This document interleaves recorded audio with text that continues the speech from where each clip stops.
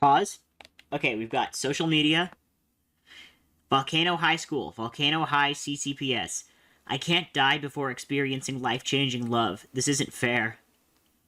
Girl Kelp. Kelp Forest. I, for one, cannot wait for our new space rock overlord. Isa at Isa Don't. Someone please tell the unpaid admin assistant behind the school account to log off. Oh yeah. I was wondering why that was tweeted from the school account. Gina, no one asked me for anything ever. If you ask me for something right now, I will break into your house and cry. D. Official. 6 shows you must binge before the meteor turns you into powder. Link here.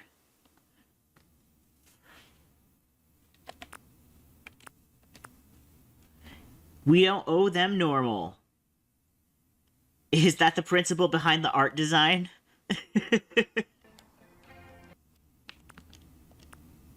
For real, though, I really appreciate Sage as representation.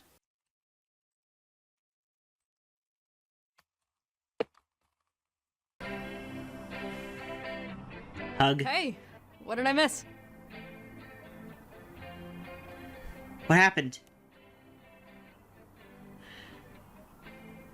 So, remember that entomology program I was talking about? That's it. That's my plan. You're leaving the band, aren't you? I mean, I know, I just did tendrils and just got mango, but I've been thinking about how we were always kind of into worms and stuff, even as kids. We had that comic, we named our band Worm Drama, all those weird costumes. Wait, what weird costumes? My mom still isn't over the dress incident. So worth it. Anyway, I think this is what I want to do. Bugs and worms, but like, for a job. Forever. It feels really good when I say it out loud. So, like, what do you think? I'm happy for you. You're happy for her. Yeah, you seem really happy about it, so that's great. I can totally see you as a bug doctor or whatever. Yeah! Bugologist! Anyway, you know how Rosa made that whole plant thing for college applications? Turns out you pretty much have to do something big like that to even get noticed by most schools. I'm working on this way to restore velvet worm habitats by turning trash into food for them, but it's gonna take a lot of hours with mango. And about a dozen different types of compost heaps to check all the variables and allow time for propagation, and... I think I need a break from the band for a while. The Battle of the Bands is gonna be my last show. Say something? I need a minute. I need a minute. Just... You will not. Hef is mine. Maybe we can share him? You guys, he's evil. Adventurers, this way, this way. So you're just done? Fang. For now. What about our future? It's always been about you. Oi! Ollie! You ready to conquer this quest? Hell yes! I'm ready to kick some Brax's butt. Oh, come on, don't end the conversation there. Oh, no. But Fang would work better as a solo act anyway. Ready? They've always been way more invested in the band than any other member of the band. Replace them with backing instrumentals that you pre-record. Join us, Dark One! Are they gonna leave? Yeah. Okay. Let's play. Don't be a jerk about it.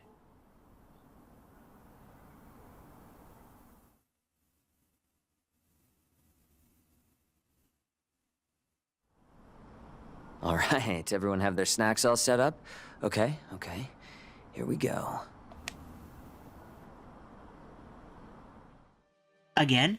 Oh, Previously on LNL. The party, joined by the newly recovered Dark One, struck out into the crystal caves in search of Kef, the strikingly handsome leader of the cult of Braxis.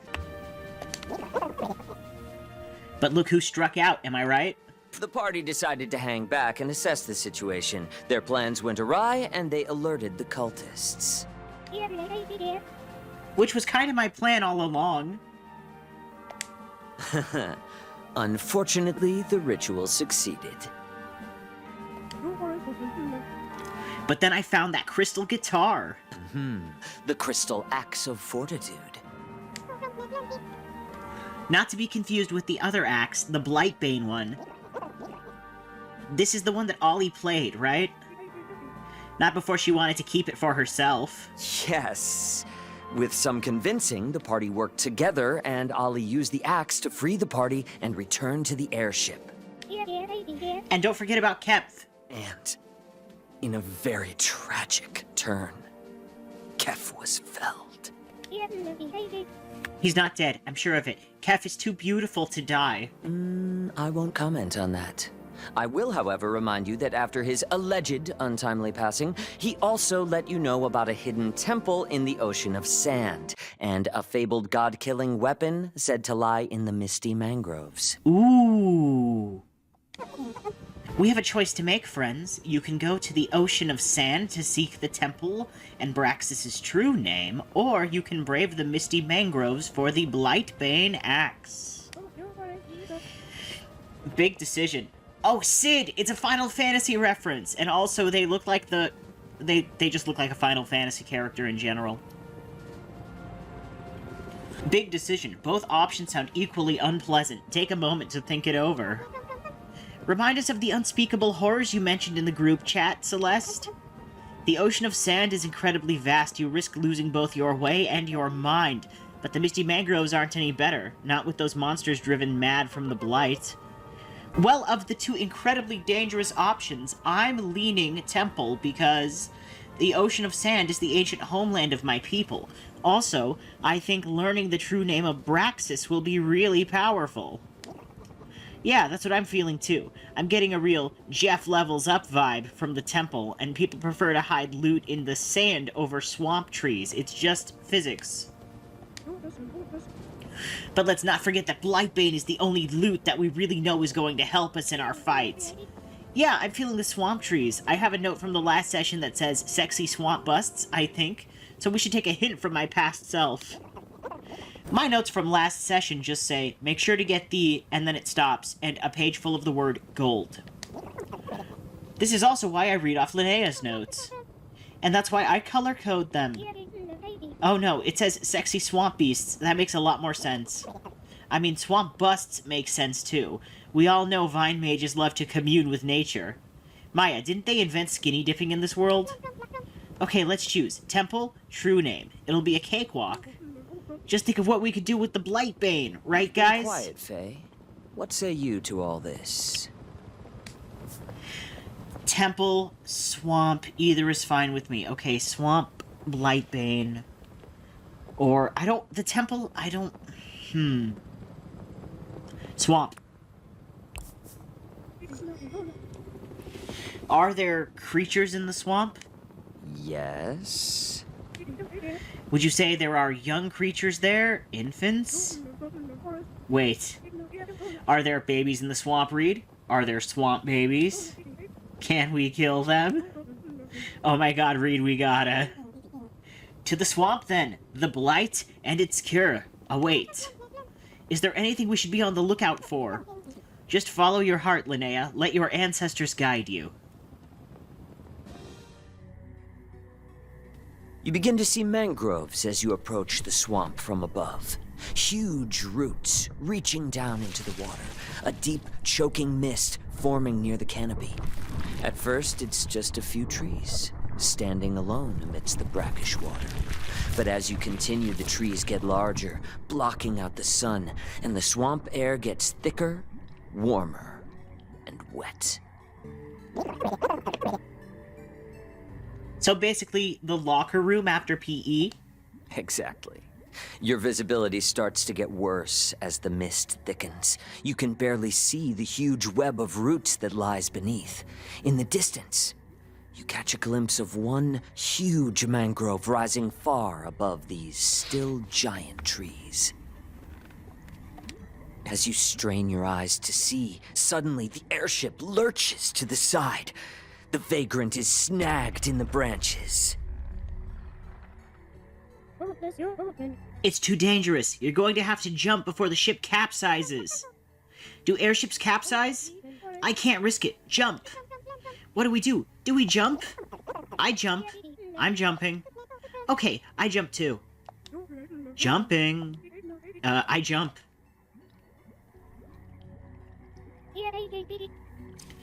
Oh, I cast Reaching Vines as we fall. Okay, you can only target 3 creatures. Oh no. Okay, well, since we jumped first, I guess I'll have to leave out Faye and Ollie. Sorry, guys. Vines spring from your hands and surround Jeff, you, and Linnea. Then reach out and wrap around the branches of the mangrove, slowing your descent. Ollie and Faye, you both tumble off the ship, hitting numerous branches before landing on top of one of the giant mangrove roots. You both take 6 damage. You really couldn't put in some foley of a dice being rolled there? Okay, that's not too bad. Nice landing, 10 out of 10. Hang on, I think I will get the vagrant unstuck. You all go in search of the axe. I'll meet up with you afterwards. Goodbye. Yeah, see you later, vagrant. Okay, so, Reed, where are we? Right. You've all landed together now, and as the patch of mist clears away, you realize you have landed smack dab in the middle of a group of mushroom people. Ah, sitting around all day? Oh, the mushroom folk are the worst. Their pale, fleshy faces turn to stare at you. They screech and raise the weapons they were honing before you interrupted them. Roll for initiative. Ugh, I hate mushrooms. They are one of my favorite foods when prepared correctly. I got a 20. These mushrooms are pretty slow, so they're gonna go last. I play some sick chords on my guitar to blast them with a wave of sound. 7 damage to each of them. They actually really don't like that. A bunch of them run and flee, and a few melt into puddles of spores. The spores are probably bad. Wow. Okay, you next, Faye. I'll cast an area of effect spell too. Dark Flames. Dark Flames erupt from the floor in a 20-foot circle around the targets. 5 fire damage. Did you know they were weak to fire? Really? I just wanted to set them on fire. You burn the rest of the mushroom people into charred little stumps. Barbecue. Nice. I didn't even have to get involved. Sage's D&D character, Jeff, reminds me of Quina from Final Fantasy IX. The fork weapon and the chef outfit, mainly. What? Mushroom aren't plants, they're fungi. Oh. Anyway, after you defeat the mushrooms, you begin to feel a sense of dread.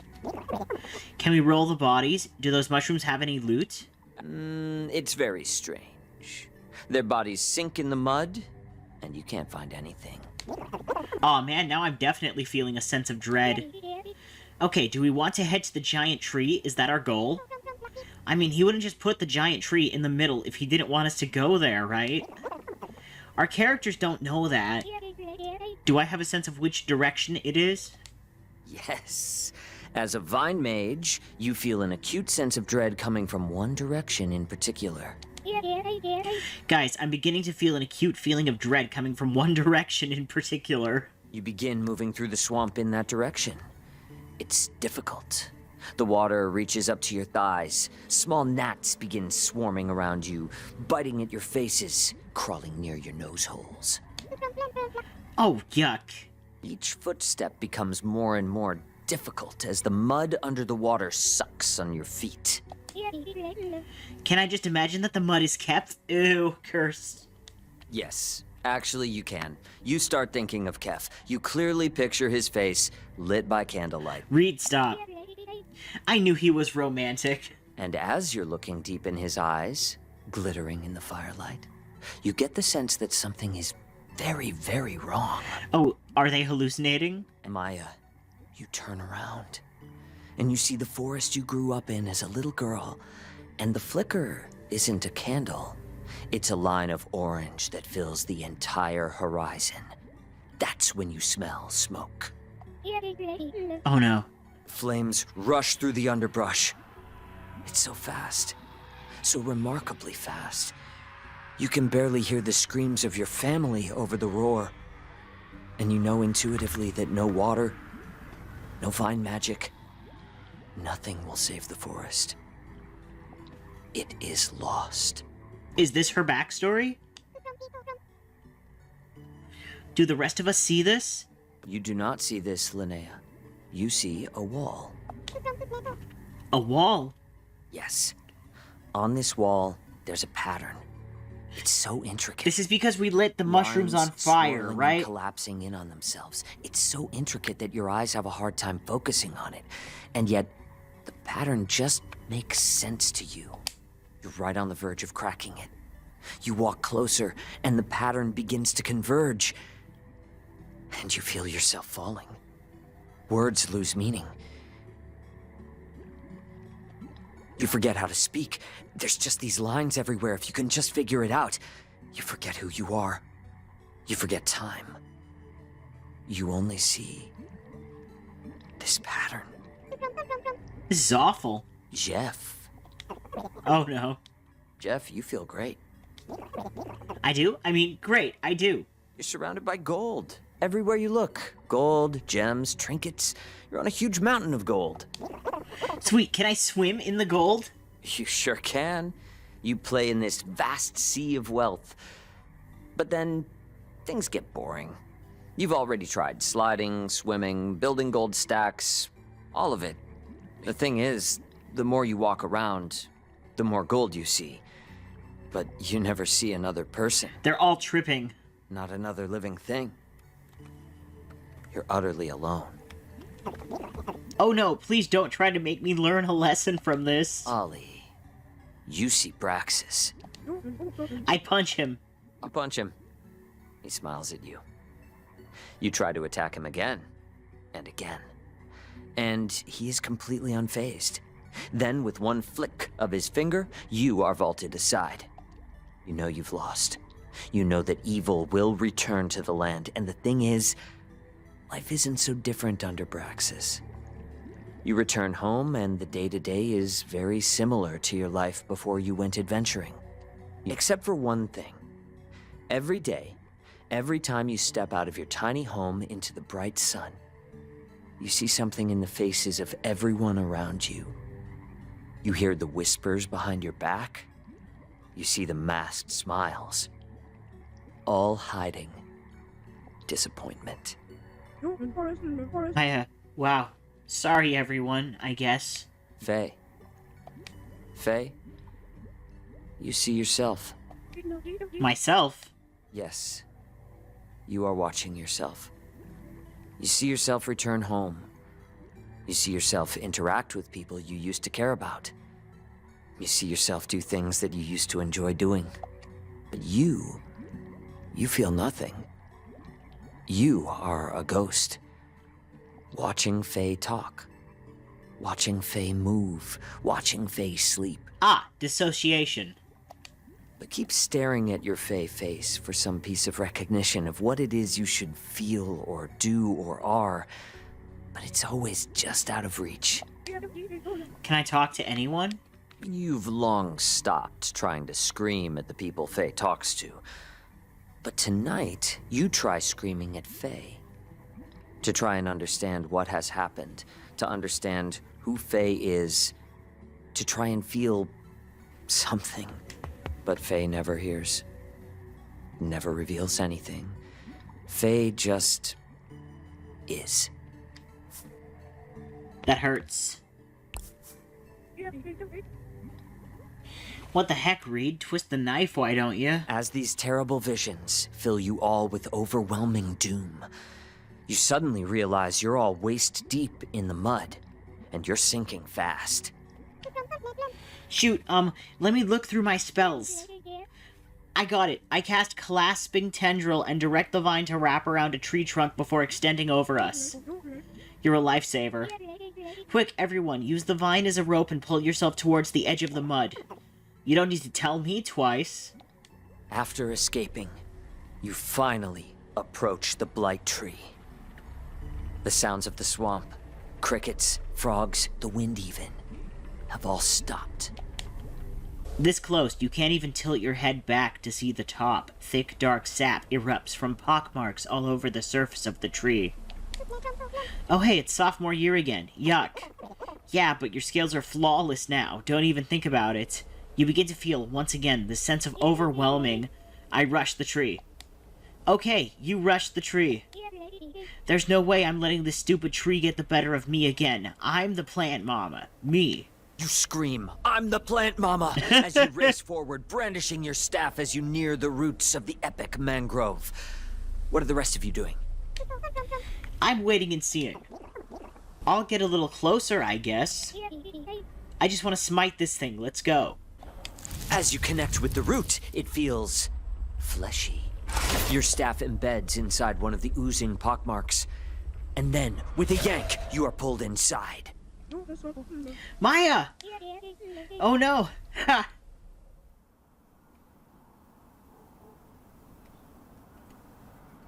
What? Tell me!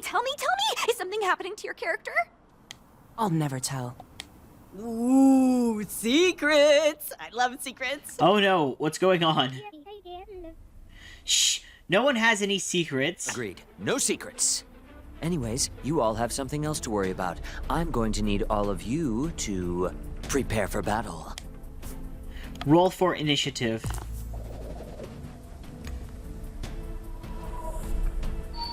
$14. Linnea, you're first. Then Faye, then Jeff. I'm coming, Maya. I rush forward and put my hands on the tree, casting banishment. Roll for effectiveness. A 15. Normally pretty good, but against this guy, doesn't do anything. It whips out at you with a root, sending you flying back. I use one of my throwing spoons and hurl it at the tree. How good is your aim? Eagle Eye. Oh, well, in that case, it sails through the air and embeds itself in the tree's trunk, where black ooze starts dripping out. I made it bleed. You guys have done a good bit of damage so far. It's the tree's turn now, and instead of attacking you, it plunges some of its free roots down into the muck. You hear a gross sucking sound, and the wounds you've given the tree start to regenerate. Jeff, your spoon pops out of the tree with its bark healed over. Faye, the cuts you've managed to inflict also seal back up. That's 25 damage it healed itself for. I don't understand. Why isn't this working? There has to be a way to do this. Is a mangrove resistant to everything? I don't remember seeing anything in the creature compendium about this. I want to do something. Can someone help me? I want to do something. Can I do something, like cast a spell? You can try. What spell do you want to cast? What about this? I cast Psychic Lambasting.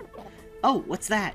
It says here, I can tap into the mind of, and taunt, any sentient creatures I choose within a 60-meter radius. Are the mangroves sentient? Oh, they sure are. Faye, you reach out, sliding into the collective consciousness of the swamp. What do you say? Make it good. Oh gosh, I don't know. Maybe this should be a group discussion? Hey, tree idiots. Your mother has a sappy pockmarked back. Yeah, and your roots are so gnarled they make me want to yarf. Normally, I wouldn't stand for this slander, but it's appropriate. These trees suck. I hate them, and they should feel bad. Wow. Brutal. Crushing. All the trees at once shudder, as if flinching. They're stunned for a moment. Oh gosh, I try to break free. As you begin to emerge, you feel the mangrove sucking you back. You get the sense that you don't have much time. I attacked the spot where Maya was poking out. Okay, that's a 3, a 7, an 8, and a 1. Hurry! I'm doing my best. It's 18. Actually, it's 19. 23 if you factor in the bonus. And that's a high enough roll. Ollie, you weaken the tree enough for Maya to break free. I'm back, baby. Time to kick some trunk. Maya, suddenly you feel great. Any lingering dread is gone, and you're ready to mess this nasty tree up. I rush back to my feet, take a few steps back, and then turn to face this horrible, horrible abomination of a plant. Maya, you feel a deep emerald power coursing through your viney veins.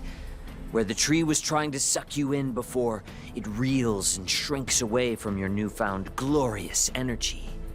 How do you want to finish this? I take my staff, wind up, and gathering all my energy from the flower mother, smash it into the ground. Do you say anything?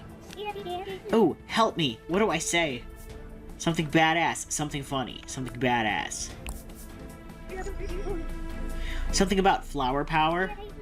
Suck my flower power. As you smash your staff into the swamp, nothing happens. Then, after a moment, a streak of blinding light bursts from the water all around you. The water instantly evaporates. And as the circle of light shoots upward, you see the tree pus and decay get blasted off, leaving healthy bark beneath. The mist has been burned away, and as the sun shines down for the first time, you see in the grotto of the tree, Blightbane, the axe of legend. I'm going to gently reach into that grotto and ease out that axe. Oh my.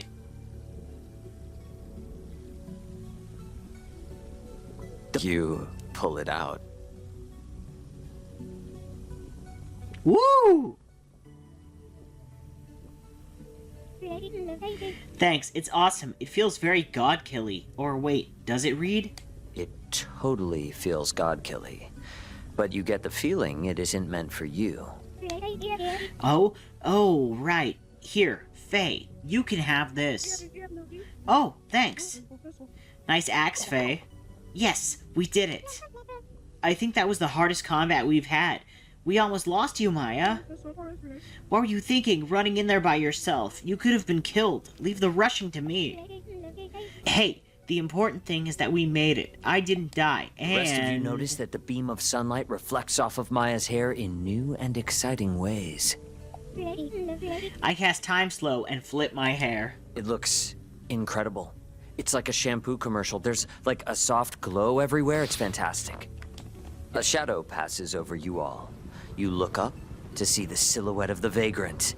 As a rope ladder gets unfurled, you hear Sid call down from above. Hey, you guys didn't die. Let's get out of this dump. Forrester, let's get out of this dump. All right. You all return to the ship and tell Celeste what happened. Does she notice my hair? Maya, I love the hair. You're glowing. Thank you for all your hard work. I know how dangerous that must have been. Maya almost got swallowed by a tree. You also managed to avoid the true danger of the misty mangroves, being lost in your fears forever. Don't you think you might have, I don't know, led with that? Yeah, that was super creepy. See, now I'm starting to doubt your credentials, Celeste. Yeah, we specifically asked you about that, Celeste. Yeah, Celeste, I'm going to my room.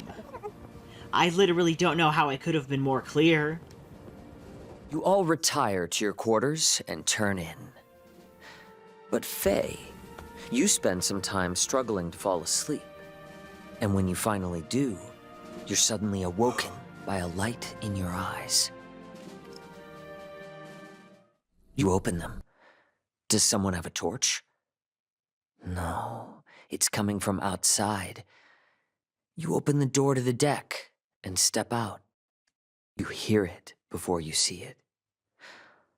A slow whine, a whisper coming from this light in the sky.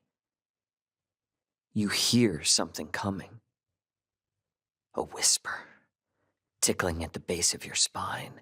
A single word. Cataclysm. Something zips onto the deck beside you. It's a small piece of hail, sizzling. Then zip, zip, zip. More start coming down around you. Then come the screams. The burning hail rains down, tearing through the ship. Everyone is panicking, running. It's chaos. You see Sid and Celeste turn and run full speed off the deck, holding hands as they fall. The light winks out. For an eternity, everything is quiet. Then on the horizon, you see the sunrise. Rays of crimson light crawl across the sky. The whole sky is a dazzling red. It's so peaceful. And you wake up. In your bed, on the ship. You glance over at the mirror, but you don't see Faye. You see a shadow. A shadow with a burning red smile that whispers, "Hello, Faye. Miss me?"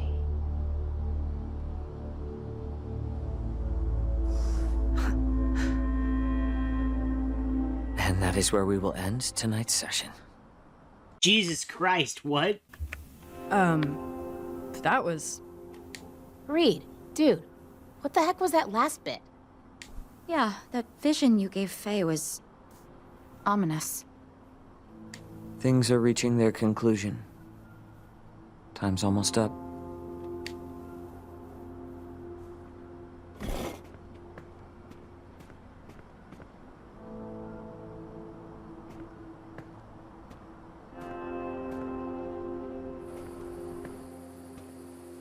Hey, Trish, can we talk?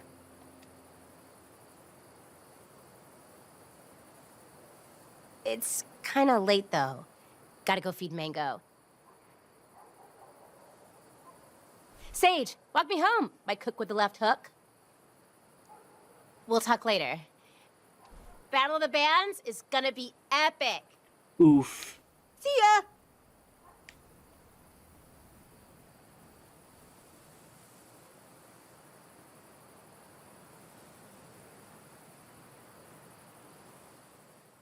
They didn't talk about it.